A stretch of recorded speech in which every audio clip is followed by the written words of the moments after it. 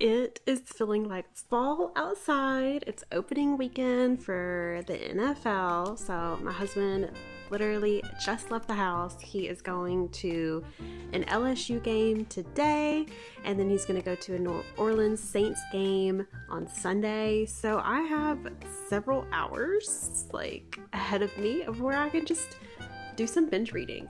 So I thought just like a little mini read-a-thon to open the NFL season. Why not?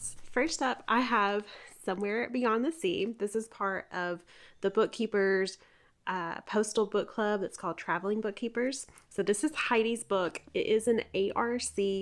This book comes out, I think, this next Tuesday from when I'm recording this now. So by the time you're watching it, it's probably out for you to read. I love TJ Klune. I loved The House in the Cerulean Sea.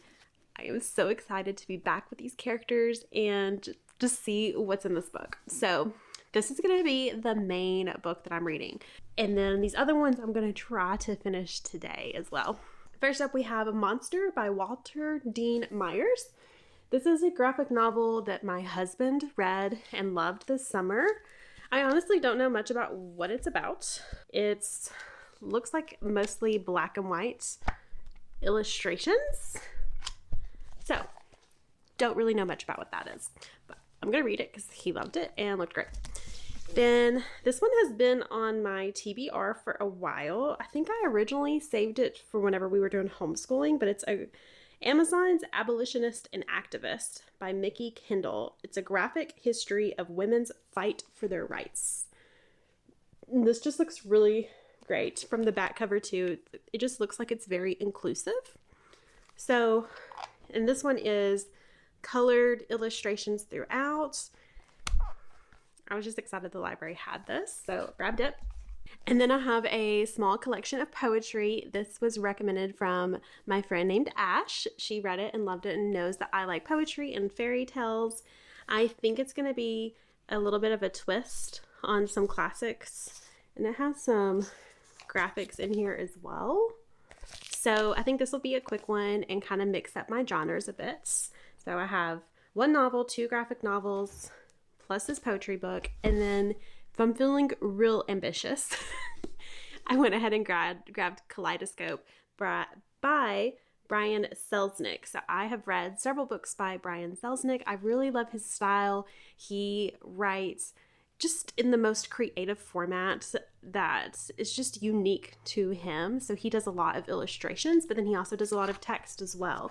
And I don't know a lot about this book either. I know, like the name implies, I read a little blurb about it saying that each person might experience this book a little bit differently. So I'm really intrigued to what that even means, because I don't know. So, a kaleidoscope changes different ways. So maybe that's how this book is going to be.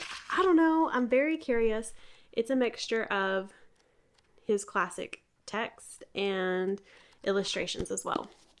So I'm looking at the back to see if it gives me any hint of what's happening here, but it doesn't. A ship, a garden, a key, a library. In Kaleidoscope, the incomparable Brian Selznick presents the story of two people bound to each other through time and space, memory and dreams. Okay, so I think we'll see. I might change the order around a little bit, but these are the books I'm starting with. And I think because it's kind of cool outside this morning, I might go sit in the hammock on the porch with our porch kitty Midnight if she's still out there. And then as the day warms up, I might move to other fun locations. So let's kick this off.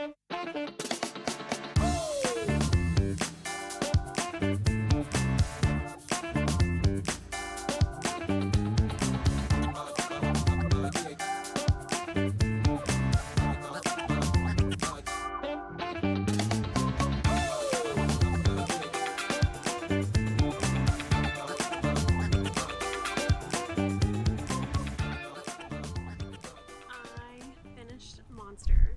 So now that I've read it, I can tell you a little bit about what it is about. So the whole story takes place over a trial, which is very interesting to see in a graphic novel format.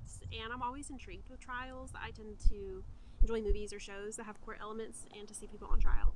So young black man is arrested, and he is said to have been part of a robbery that ended with someone dying. And this is a joint trial with him and another suspect, and where the state is trying to prosecute them for the murder and the robbery.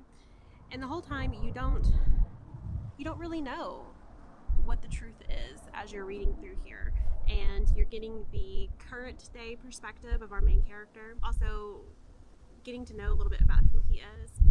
So I can't really tell you much more about like how it ends, or like even really what my thoughts are for the ending, because I think that could be spoilery. So I'll just leave it at that. This one leaves me very emotional, I will say that. I was curious how much I would like the illustration since it was in black and white, but I loved it. I thought that all of the characters were very expressive. I thought that the panels moved really smoothly, the storyline really flowed, and it had nuance and it had depth to different parts of it. So yeah, I would read more of this author for sure, and I'm really excited to chat about this one with my husband now, because it has parts to it that you kind of want to discuss with a friend. So if you're into buddy reads, I would recommend Monster, but it is an emotional and will challenge you in different ways. So that was great. All right, so we finished a book. Great. I am also doing an audiobook, so whenever I'm swimming and doing laps, I've been listening to Celestial Monsters by Aidan Thomas. It's book 2 in the Sunbearer Trials. I love the first book, and so I have been really enjoying the second book. I just started it, I think, yesterday night, so I wasn't far into it, and I've been listening to it today in between reading physical books. I made about 50 pages into Somewhere Beyond the Sea, and that book is so much fun. If you love The House in the Cerulean Sea, I can already tell you, I'm only 50 pages in, but I love being back in that world with those characters. It's a very happy book so far, and it just makes me smile, and it's adorable, and I am excited to read more of it after this one, because this one was a little bit heavier. So far so good. I'm going to do some more swimming and some more reading. Yippee-ki-yo, yippee-ki-yay, working like 3 jobs, ready for a vacate, like it when we touch down, like it when we spontaneous, so I work as hard as I play, nah. I'm trying to see you in the moonlight, so you can meet me by the poolside. I know you're looking for a good time, yeah. But listen, baby, you just show. Cause this is not a drill, this is how I feel. Pop champagne, I'ma do it for the thrill. Escape with me, I'm saying it maybe we could take off and then land on a jet ski. Baby, I'll hold you tight. Top shelf with it, I'll show you right. Got me feeling like, yeah. Got me feeling like I love, whoa, I love, whoa, I love, whoa, I love, yeah, baby, I love, whoa, I love, whoa. Read-A-Thon wrap up. So I also finished Poison Apples. This book was a bit of a miss for me. It was really modern day topics that had like fairy tale metaphors worked in, but it just didn't hit the mark, and the images that were included just felt a little cheesy.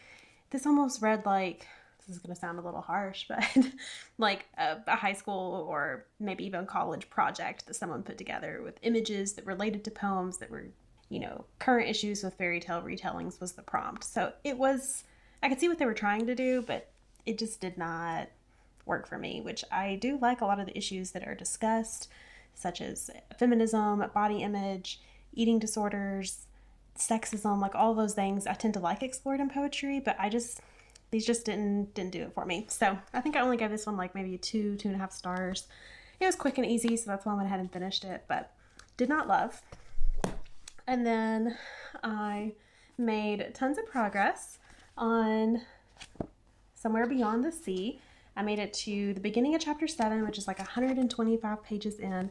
Still absolutely loving this book. I will be finishing it this week, and it has been so fun. And I've made it 50% into my audiobook for Celestial Monsters. Still really enjoying that one as well. So I've had a lot of fun reading, and I think I logged about 11 hours total time for this little mini read-a-thon. So it's been fantastic.